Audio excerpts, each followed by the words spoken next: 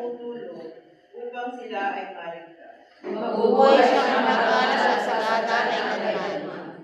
Ang buong Diyos ng Israel, purihin ang taong mata.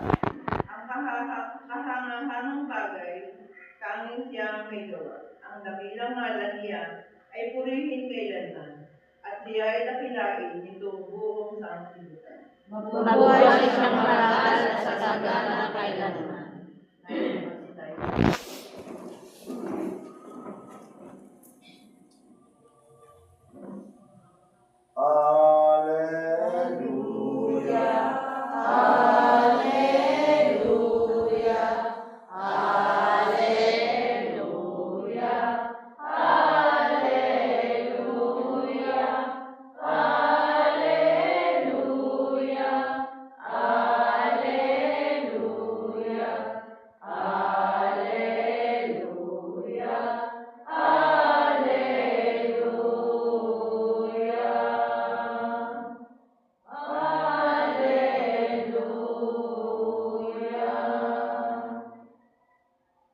Mga kapatid, buksan natin ang ating puso't isipan sa pagpapahayag ng mabuting balita ng Panginoon ayon kay San Mateo.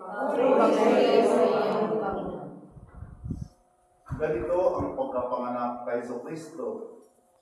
Si Maria na kanyang ina at si Jose ang magtakdang ng pakasal.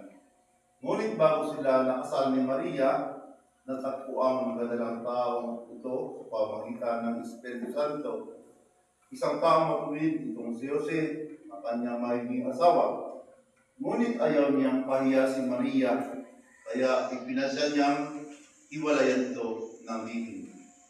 Samantalang iniisip ni Jose ito, napakita sa kanya sa panaginip ang isang anghel ng Panginoon.